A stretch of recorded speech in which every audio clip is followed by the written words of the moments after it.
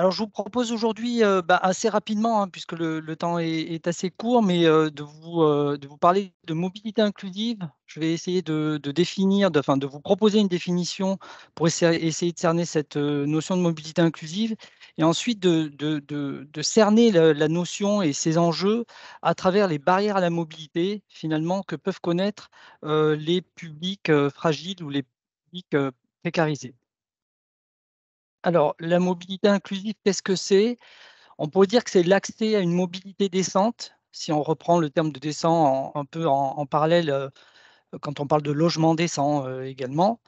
Et c'est le fait de permettre à chacun, en fait, dans son espace de vie, d'accéder aux biens et services qui sont essentiels à sa vie quotidienne.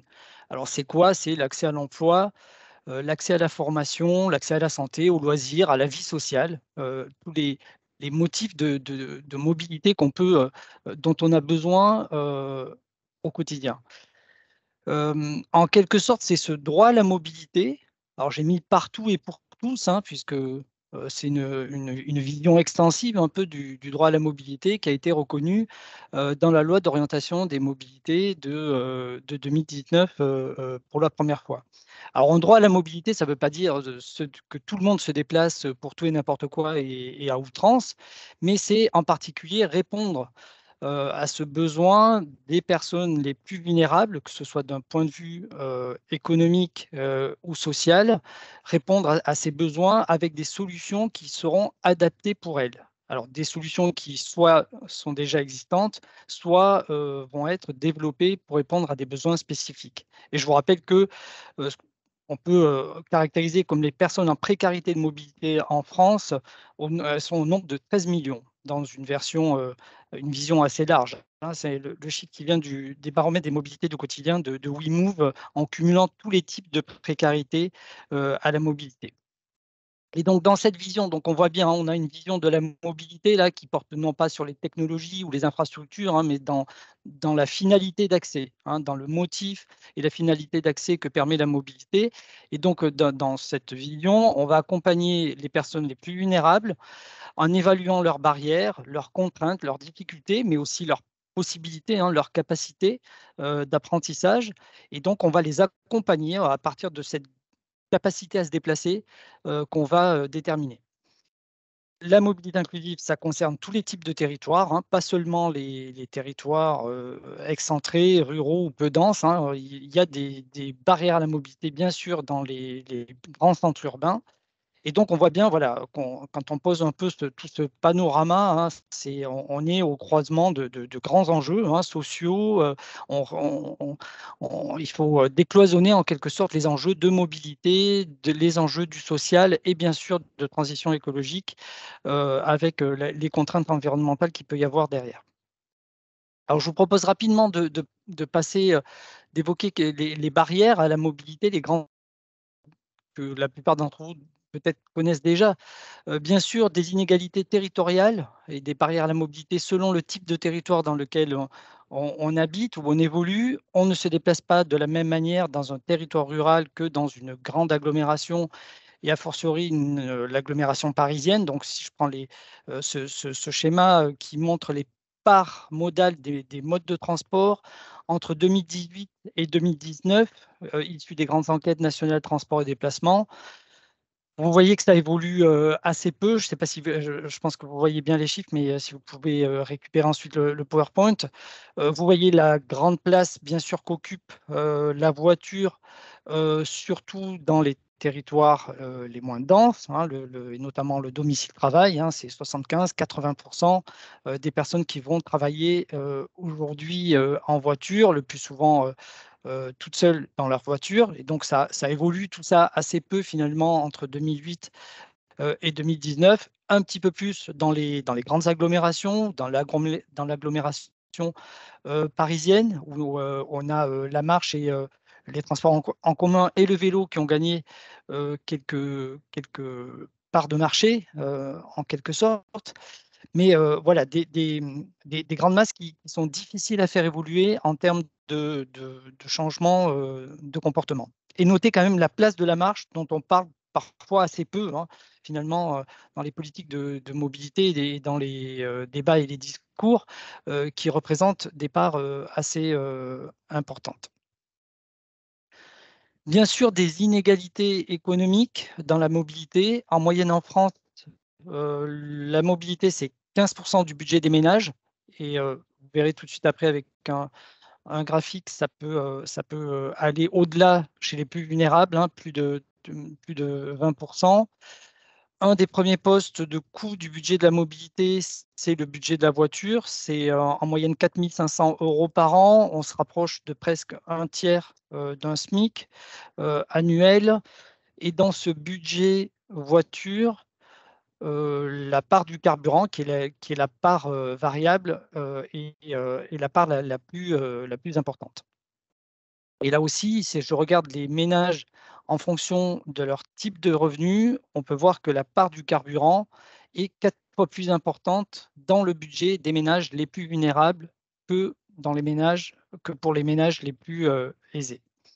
Et donc, en France, on a ce chiffre, hein, qui est issu de l'Observatoire national de la précarité énergétique sur la précarité carburant. 4 millions de Français sont en précarité carburant. Donc, ces 4 millions, c'est une part des 13 millions que j'évoquais tout à l'heure. Là, on prend ces 4 millions, c'est le poids vraiment du budget carburant, du budget essence dans le budget des ménages. Et on considère un ménage est en précarité carburant au-delà de 5% de part carburant dans son budget. Et donc là aussi, des grandes variabilités, hein, finalement, sur le coût de la mobilité en fonction de la localisation du ménage, de la composition du ménage. Un salarié avec une prise en charge de son forfait transport en commun par son employeur peut se déplacer assez librement pour des coûts assez réduits, ce qui ne sera pas le cas d'un ménage situé en périphérie ou en zone plus excentrée qui va être dépendant d'une voiture. Je rappelle aussi les difficultés pour les jeunes d'accéder au permis de conduire, les difficultés économiques, hein, mais pas que. Et en moyenne, les travaux du laboratoire de la mobilité inclusive ont montré qu'un jeune sur deux ne passait pas ou reportait l'accès au permis de conduire pour des raisons financières. Voilà, vous pourrez regarder ce schéma un petit peu plus en détail. Je vous ai rappelé ici les dépenses annuelles de mobilité dans la part dans le revenu des ménages en fonction des 10 déciles de revenus. Et vous voyez cette grande variabilité, hein. En dégradé bleu, vous avez les coûts liés à la voiture, les différents coûts, hein, l'achat, l'entretien, l'assurance, les carburants en bleu clair. La part variable qui augmente, plus le ménage va être aisé, plus il va utiliser la voiture, plus il va avoir une voiture essence et plus il va l'utiliser. Et l'inverse pour les ménages les plus modestes. Et la courbe en rouge qui montre la part, la part des dépenses de mobilité dans le revenu qui partent du premier décile à plus de 21-22%. Voilà, et qui est assez variable en fonction des déciles de revenus. Et on voit bien, en violet, vous avez les dépenses occasionnelles qui en réalité sont la mobilité à longue distance, donc qui augmente en fonction des déciles de revenus. Je vous ai rappelé ici également, là j'ai le classement critère des véhicules selon les unités de consommation des ménages en fonction des revenus, de la même manière. On voit bien que plus un ménage va être modeste, plus il va posséder un véhicule ancien et plus il va être mal noté pardon, au niveau de la vignette critère, non noté ou classé 5 ou 4.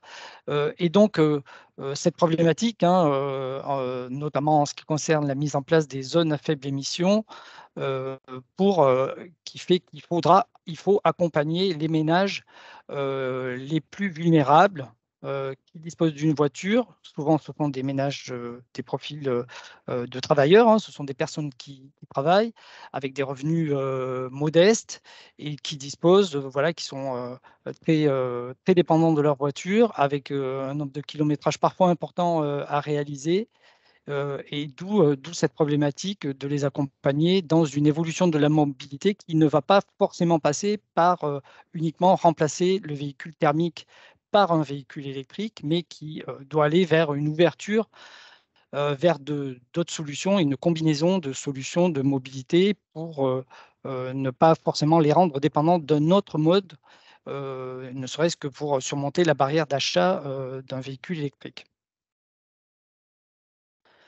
Bien sûr, des inégalités sociales. Alors, quand on parle de publics vulnérables sur la mobilité, de publics fragilisés, on parle des jeunes, on parle des seniors, on parle des personnes en recherche d'emploi ou en recherche de formation, des familles monoparentales, des travailleurs, précaires, surtout dans les secteurs du bâtiment ou les services à la personne. Alors pourquoi? Parce que ce sont voilà, des personnes qui vont travailler, qui vont avoir des horaires décalés, qui même lorsqu'ils se situent dans des agglomérations, vont être en décalé par rapport aux horaires de transport en commun, par exemple, qui vont avoir des tournées à faire avec une journée un peu hachée, avec des pauses et travail le matin, des pauses, des reprises le soir, etc. Donc, un programme de mobilité assez compliqué, et bien sûr des personnes en situation de handicap, ce qu'on appelle les PMR. Alors, les travaux du laboratoire de la mobilité inclusive ont montré qu'en France, 20% des actifs se déclaraient en difficulté de mobilité. Tout motif, toute barrière de mobilité, hein, qu'on peut évoquer, c'est 7 millions de personnes euh, environ. Et donc, on voit bien que le rôle aussi que les entreprises doivent jouer dans voilà, l'observation, le diagnostic, l'accompagnement à la mobilité de leurs salariés. Alors, on a cette double peine, mais en réalité, les plus défavorisés, ils cumulent plusieurs doubles peines, si j'ose dire, qui sont souvent, voilà, ils cumulent des barrières à la mobilité, des éloignements des emplois et parfois voilà, des injonctions, des réglementations comme les ZFE qui vont venir faire peser sur eux encore des difficultés supplémentaires et qui vont demander un accompagnement, un diagnostic qui leur est spécifique. Donc, les principaux enjeux d'un point de vue économique et social, hein, bien sûr, c'est l'accès à l'emploi et à la formation. Les travaux du LMI, là aussi, ont pu montrer qu'une personne en insertion sur deux ont déjà refusé un travail pour des raisons de mobilité. Du côté des employeurs, 40% des employeurs ont rencontré aussi des difficultés à pourvoir un poste en raison de soucis de mobilité. Et ensuite, on peut décliner hein, les problématiques et les enjeux, et notamment par exemple pour les entreprises, les grosses entreprises qui peuvent être actives sur différents sites, hein, les entreprises multisites. 60% des salariés de ces entreprises pourraient avoir un site, pourraient exercer leur activité sur un site de l'entreprise plus proche de chez eux que le site sur lequel ils sont. Donc voilà, un travail de diagnostic, d'optimisation aussi de cette mobilité, mais en réalité qui va au-delà des simples problématiques de mobilité, hein, qui concernent parfois une réorganisation, on le voit bien, peut-être de l'entreprise à travers la mise en place voilà, et l'accompagnement d'un plan et l'accompagnement des salariés, et notamment des salariés les plus modestes, vers une optimisation de leur mobilité. Donc, pas mal de choses à faire également, à creuser de ce côté-là. Et enfin, des inégalités liées aux capacités. Alors, pour prendre un terme un petit peu générique, je l'ai évoqué, 10 millions de personnes en France vivent en situation de handicap auditif, moteur, visuel, cognitif, alors que ce handicap soit permanent ou temporaire, hein, et donc vont demander un accompagnement spécifique, hein. Parfois, ça peut être simplement apprendre à lire un plan de réseau de transport en commun. On voit bien que des personnes parfois renoncent à des déplacements par peur de se perdre ou par manque de repères ou par peur de descendre au mauvais arrêt de bus, par exemple. On peut mentionner également les barrières qui concernent l'accès à l'information, mobilité, qui sont souvent portées par le numérique, par des applications ou par des sites Internet. Et donc, cet accès au numérique qui peut être assez important. La fracture numérique concerne ce qu'on peut appeler l'électronisme, hein, qui n'est pas forcément très joli, mais qui concerne 15% de la population en France. Bien sûr, ça se concentre sur les plus âgés, les moins diplômés, là aussi les revenus les plus modestes ou les personnes qui vivent dans les territoires les plus ruraux qui n'ont pas l'occasion de réaliser voilà, cette éducation, cet apprentissage à la mobilité et à la manipulation d'outils et à la bonne compréhension, à l'optimisation de cette information mobilité. Et donc, voilà, un certain nombre de personnes ne savent pas s'informer via Internet en ce qui concerne la mobilité, et voire même sont incapables de communiquer via les outils numériques. Voilà, je m'arrête là sur les principales barrières. Je vous renvoie sur toutes les ressources et ces chiffres que j'ai pu mentionner. Je vous renvoie aux travaux du laboratoire de la mobilité inclusive qui sont mentionnés ici. Également à la démarche Tous Mobiles, qui est portée donc par le labo, le ministère de la Transition écologique, l'ADEME et le CEREMA, qui est une plateforme de ressources qui aide les différents acteurs territoriaux, pas que les collectivités, hein. On voit bien que la mobilité inclusive, ça fait appel au monde de la mobilité, au monde du social, au monde de l'entreprise, qui doivent se coordonner et agir. Et donc, on a développé depuis 2 ans cette démarche Tous Mobile, que vous pouvez retrouver sur le site tousmobile-kit.com, qui vous donnera voilà, des clés et des éléments, des briques méthodologiques pour développer, réfléchir à des projets. Et également, je vous renvoie vers ce cycle de webinaires qu'on tient également depuis 2021, où on a abordé plusieurs thématiques. Et le dernier webinaire que vous pourrez retrouver en replay, qui a été enregistré et diffusé mardi, là, avant-hier, qui porte sur la question du passage à l'échelle de ces solutions de mobilité inclusive avec la mise en place des plans d'action de la mobilité inclusive qui sont prévus dans la LOM de 2019. Merci beaucoup, Voilà. Et Pierre. Alors, si pardon, vous avez des vas-y. questions, n'hésitez pas. Oui.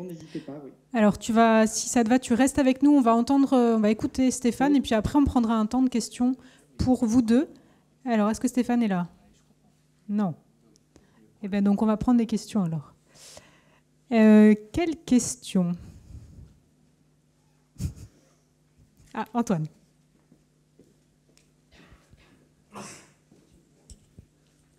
Bonjour, donc Antoine Dubert de Odyssée Création.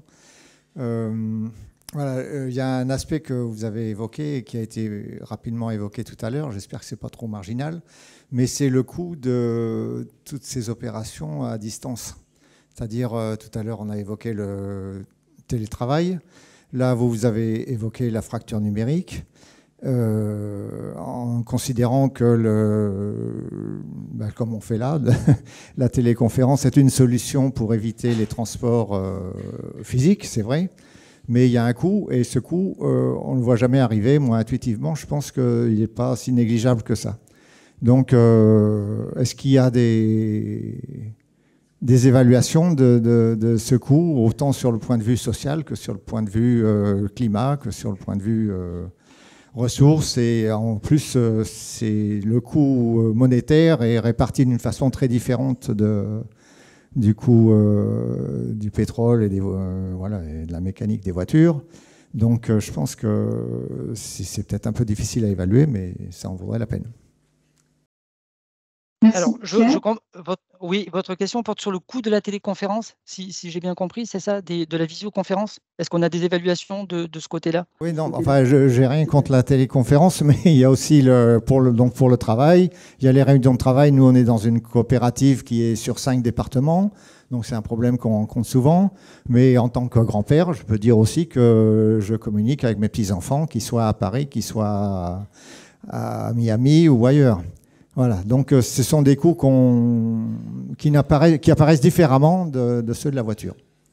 Oui, oui, oui. Alors j'ai pas de référence ou d'évaluation spécifique à ça, à part vous renvoyer vers ce qui peut être fait sur l'évaluation de l'impact environnemental du numérique en général.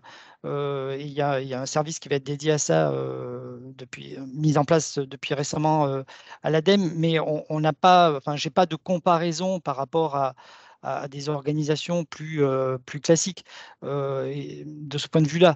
Mais par ailleurs, enfin, ce qu'on peut noter, c'est que depuis la crise sanitaire du Covid, qui a un peu, voilà, qui a arrêté, et puis avec une reprise qui a bouleversé un peu les habitudes de mobilité, enfin un peu beaucoup. Voilà, l'observation depuis de la mobilité ou des pratiques de mobilité est assez compliquée parce que les choses ne sont pas forcément stabilisées ou sont en train de se stabiliser, mais on n'a pas forcément une observation très, très fine, hein, de la mobilité aujourd'hui. Et quand je vous ai parlé des enquêtes nationales transport-mobilité, là, 2008-2019, les premiers chiffres que je vous ai exposés, c'était voilà, 2019, la dernière grande enquête mobilité nationale a été réalisée avant le Covid. Et donc voilà, depuis, bien sûr, il s'est passé des choses. Il s'est passé des choses du côté des modes actifs, du côté des vélos. Il s'est passé la baisse de fréquentation importante des transports en commun qui a repris depuis, mais peut-être qu'on n'a pas forcément voilà, une observation très fine au niveau national et des pratiques. Voilà, il y a le télétravail, bien sûr, des horaires décalés aussi, enfin des ajustements, des souplesses qui se sont mises en place, qui sont venus un petit peu bouleverser les chiffres et les observations qu'a pu faire l'enquête de 2019. Alors, je crois que le ministère de la Transition écologique est en train de mettre en place une étude complémentaire justement pour essayer d'affiner ces observations, mais j'en suis pas complètement sûr.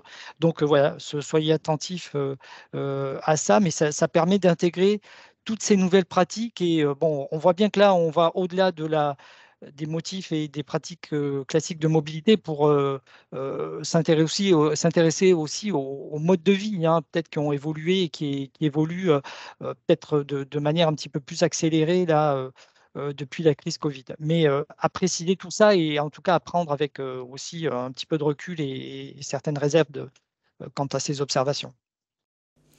Merci beaucoup Pierre, tu parles mode de vie, tu nous fais une transition parfaite avec l'intervention de Stéphane. Un tout petit mot avant cela, madame me fait remarquer qu'il y a des informations qui passent très vite et qu'on n'a pas forcément le temps de toutes les noter.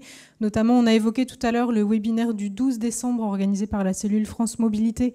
Donc vous pourrez certainement retrouver les informations sur Internet, mais n'hésitez pas à aller voir Véronique pour avoir plus d'infos. Et puis Pierre, ce que tu évoquais, la Tous Mobile Kit, alors on le retrouve très très facilement sur Internet, mais sinon vous allez avoir accès au PowerPoint à la fin, donc vous pourrez retrouver tout ça. Mais effectivement, Tous Mobile Kit, c'est une vraie mine d'informations, et n'hésitez pas à aller revoir tous les webinaires parce qu'ils sont vraiment super.